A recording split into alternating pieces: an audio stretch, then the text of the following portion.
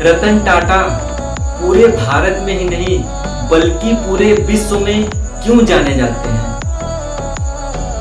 Ratan Tata business के जादूगर क्यों हैं? हेलो दोस्तों, welcome back to mission world health के एक नए एपिसोड में आपका फिर से स्वागत है। तो दोस्तों, मैं हूं आपका अपना रविकांत मौर्य।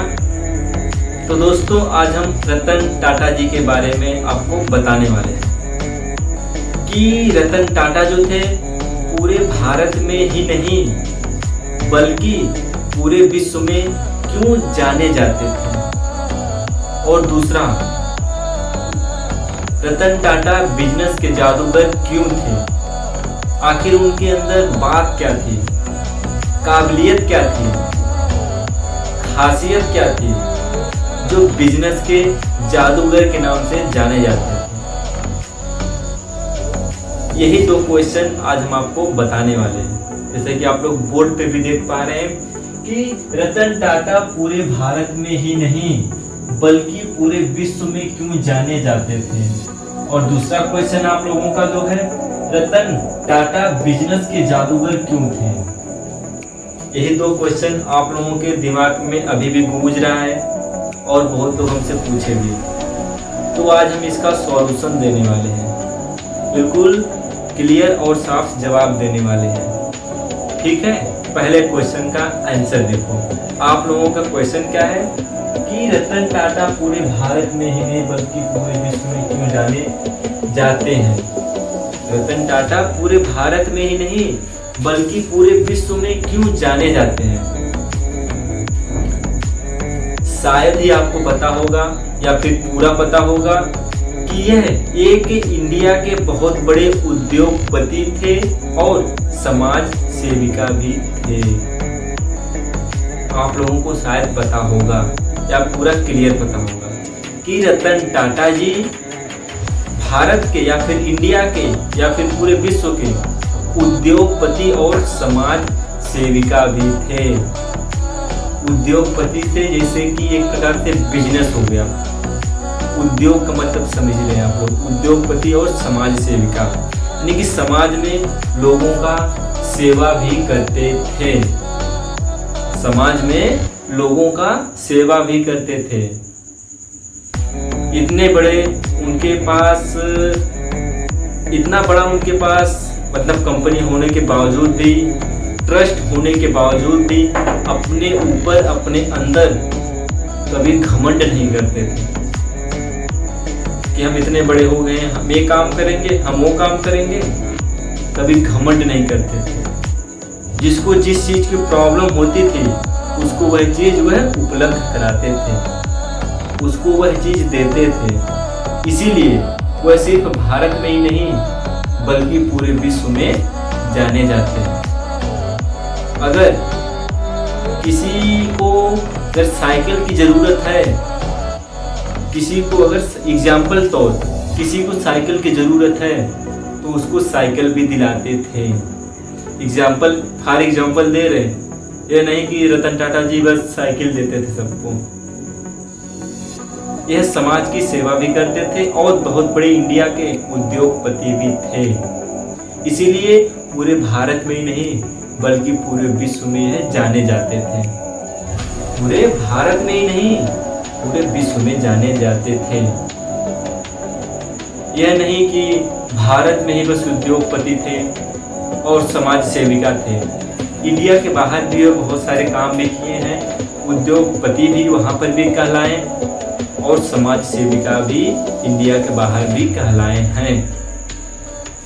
इसलिए भारत में ही नहीं बल्कि पूरे विश्व में जाने जाते हैं। और दूसरा आप लोगों को क्वेश्चन, पहले क्वेश्चन का आंसर पता हो गया ना कि भारत में ही नहीं बल्कि पूरे विश्व में क्यों जाने जाते हैं? क्योंकि यह बहुत बड़े उद्योगपति और समाज सेविका थे, इसीलिए जाने जाते थे। ठीक है, और दूसरा क्वेश्चन क्या है, रतन टाटा बिजनेस के जादूगर क्यों थे? Most important, this is a question in your life, most important question. आपके मतलब लाइफ में बहुत इंटरेस्टिंग एक क्वेश्चन आया है कि रतन टाटा बिजनेस के जादूगर क्यों थे। आखिर क्यों उनको जादूगर नाम दिया गया?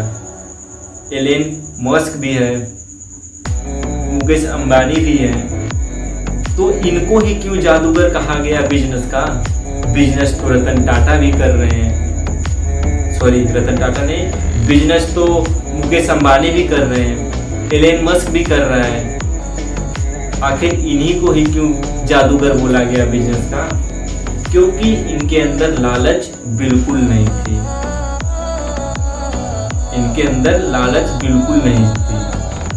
अगर ये चाहते तो शायद ही मुकेश अंबानी से 2 गुना आगे होते, एलन मस्क के क्या पता 2 गुना आगे होते, लेकिन इनके अंदर जो थी ना लालच नहीं थी। जैसे कि आपको हम बता ही दिए हैं कि यह समाज सेविका और उद्योगपति भी रहे भारत के बहुत बड़े। कभी ये पैसे को लेके घमंड नहीं करते थे, जो भी किसी भी चीज का जिसको भी प्रॉब्लम होती थी उसको दे भी देते थे। अगर बचा कोई पैसा रखते ना तो शायद ही एलन मस्क, मुकेश अंबानी में इनकी भी गिनती होती, लेकिन इनकी फैमिली ही टाटा है, टाटा कंपनी ही है। कभी घमंड नहीं किए, कभी किसी से ऐसा व्यवहार नहीं किए कि लोगों को बुरा लगे। अगर शायद वो उतना पैसा बचा के रखते ना तो शायद याद मतलब सबके लेवल पे होते, मुकेश अंबानी एलन मस्क के लेवल पे होते। इसीलिए बिजनेस के जादूगर हैं। हर एग्जाम्पल, एक एग्जाम्पल और आपको दे दे रहे हैं। एक ऐसा देश जहाँ पे खाने की कोई व्यवस्था नहीं है, चावल की कोई व्यवस्था नहीं है, आटा की कोई व्यवस्था नहीं है, खाना खाने के लिए कोई व्यवस्था नहीं है। अगर उनको यह पता चल जाता था कि उस देश में, उस कंट्री में उस व्यक्ति को खाने के लिए कुछ नहीं है, तो वहाँ पे एक ऐसी कंपनी स्टार्ट कर देते थे जहाँ पे गरीबों को मुफ्त में खाना दिया जाए। इनकी सोच ऐसी थी, समाज की सेवा करने की इनकी सोच थी कि कोई व्यक्ति जो है भूखा न मरे, कोई व्यक्ति, कोई इंसान, कोई लड़का, कोई औरत, कोई आदमी बिना खाए न सोए। मेहनत करे, जहाँ पे लोग 100 रुपए खाना देते हैं यह 5 रुपए खाना देते थे। इसीलिए आज वो मुकेश अंबानी और एलन मस्क के लेवल पे नहीं हुए, क्योंकि इनको समाज का सेवा करना बहुत अच्छा लगता था।